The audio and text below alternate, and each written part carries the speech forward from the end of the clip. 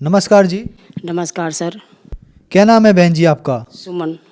बहन जी आप कहाँ के रहने वाले हैं? रहने वाले तो हम बुलंदशहर के सर, लेकिन रहते हैं दिल्ली करावल नगर नूर शमापुर में। बहन जी संत रामपाल जी महाराज से नाम दीक्षा आपने कब ली? सन 2011 में 24 अक्टूबर को। बहन जी संत रामपाल जी महाराज से नाम दीक्षा लेने से पहले आप क्या भक्ति साधनाएं करते थे? जो देवी देवताओं की भक्ति है सारी सब भक्ति करते थे और आसाराम से भी जुड़े हुए थे। आसाराम की भक्ति हमने 2000 से लगे थे और 12, 13, 14 साल हमने आसाराम की भक्ति हमने की थी। आसाराम की भक्ति करते करते हमें 10 माला शाम को बताता था, 10 सुबह माला बताता था, लेकिन हमारी अंदर से रुचि नहीं करती थी, फिर भी हम करते थे दुखी होकर के। लेकिन हमारी माला जो वो आप ही गायब हो गई, तो हम अंदर से जब हमारी आत्मा गवाही नहीं देती थी तो वो माला जो आप ही गायब हो गई। मैं कहने लगी कि जब इस भक्ति से कोई आराम ही नहीं मिलता है, अच्छा हुआ ये माला भी खो गई, अच्छा हुआ हम भक्ति नहीं करेंगे। परेशानी ये थी कि मेरे पेट में जो गांठ थी, तो मैं गोली खाती थी जब मैं थोड़ी बहुत सोती थी, लेकिन मुझे सोया नहीं जाता था, रात दिन में परेशान रहती थी दर्द के वजह से। डॉक्टर को दिखाया था, मेरे 400 में भी मतलब गांठ बन गई थी।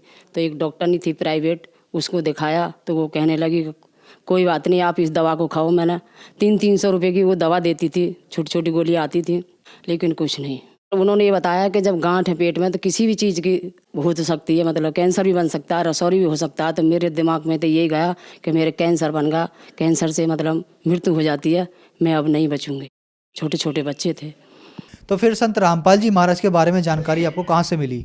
संत रामपाल जी महाराज की जानकारी हमें ऐसे मिली कि एक शिष्य था, उसने एक किताब ला के दी। हमारे पति साहब ने वो किताब पढ़ी, उसे पढ़ के नहीं है, सन 2010 में वो किताब मिली थी।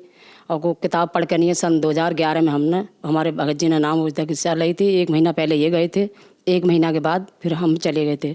मैं और मेरे भगत जी, मेरे एक छोटा बेटा, हम तीनों ने, एक मेरी पोती है ये, हम सब लोगों ने संत रामपाल जी महाराज से नाम दीक्षा लेकर प्राप्त किया। बहन जी संत रामपाल जी महाराज से नाम दीक्षा लेने के बाद क्या आपको कोई लाभ भी प्राप्त हुए? बहुत कुछ लाभ प्राप्त हुए, लेकिन हम तो जानते ही नहीं थे कि कोई परमात्मा भी है इस धरती पे। जब संत रामपाल जी महाराज जी के आश्रम में, सतलोक बरवाला आश्रम, हम जब पहुँचे तो वो एक बड़ा गेट था। जब उसमें हमने कदम रखा तो मुझे नहीं पता कि मेरा दर्द है या नहीं है, लेकिन रात को मैंने भंडारा करके खूब आराम से सोई। तो भंडारे घर में जब मैं चाय पी रही थी तो मेरे दिमाग में ये गया था कि तेरे रात दिन दर्द रहता था, आज तो तेरे दर्द नहीं हुआ, वो दर्द कहाँ गया? तो मुझे विश्वास नहीं हो रहा था। मैं आकर के वहाँ से अपने बिस्तर पे लेटी, तो मैंने करवट से जैसे नहीं लेटा जाता था, करवट से भी लेटी और सीधे भी लेटी, लेकिन मेरे कोई दर्द नहीं था। संत रामपाल जी महाराज ने उसी दरवाजे में कदम रखते ही मेरे दर्द को समाप्त कर दिया। दूसरा लाभ ये हुआ था, संत रामपाल की कृपा से हम हिसार जा रहे थे, तो बस के अंदर हम बैठे हुए थे, 65 वर्ष में आदमी थे। तो गाड़ी हमारी जो पलट गई, तो हमको ये नहीं पता कि हमारा एक्सीडेंट भी हो चुका है, लेकिन हमारा एक्सीडेंट हो चुका था। हमको ये भी पता नहीं लगी कि कैसे हुआ। संत रामपाल जी महाराज ने तो हमारे ऐसे शरीर बना दिए कि हमको कोई पता नहीं लगन दी कि हमारे एक्सीडेंट हुए या नहीं हुए हैं। जब संत रामपाल जी महाराज के हमने जयकारे लगाए तो पता नहीं, हमें तो सतलोक ले गए, हमारे शरीर ऐसे नूरी बना दिए। संत रामपाल जी महाराज ने हमको जीवन दान दिया। संत रामपाल जी महाराज ने ही मदद करी थी हमारी, और एक दूसरे से सब हंस रहे थे, बोल रहे थे चोट तो नहीं लगी? कि नहीं, हमारी कोई चोट नहीं लगी। संत रामपाल जी महाराज जब हमारे साथ हैं तो हमारे कोई चोट नहीं लगी। पुलिस वाले ने पूछा था कि इस गाड़ी के अंदर कितनी डेड बॉडी हैं, तो हम बोले संत रामपाल जी महाराज जी की कृपा से यहाँ कोई नहीं मरा। तो पुलिस वाले जो मजाक उड़ाने लगे, बताओ इतना भयंकर एक्सीडेंट हुआ, गाड़ी का खिरचा खिरचा हो गया, लेकिन इसमें कोई नहीं मरा? कि नहीं जी, कोई नहीं मरा इसमें गाड़ी में। संत रामपाल जी महाराज ने कृपा से सब बच गए इसमें। और दूसरा लाभ ये हुआ कि मेरी बाजू में जो दर्द रहता था, इसमें यहाँ पे पानी भरने जाते थे, टैंकर आता था, तो वहाँ पे मतलब भिज के नहीं आया, इसमें चोट लग गई थी, फ्रैक्चर सा आ गया था। तो इसमें इतना दर्द होता था कि मेरे बच्चे फिर तारीख पे गए, वहाँ गए थे हिसार, कहने लगे मम्मी कैसे करा रही है? भैया इसमें ऐसे ऐसे चोट लग गई है। तो पट्टी कराने के लिए गया, लेकिन पट्टी से मुझे कुछ आराम नहीं हुआ। मैं ऐसे ऐसे मीठे मीठे दर्द में मैं पड़ी हुई थी, रो रही थी।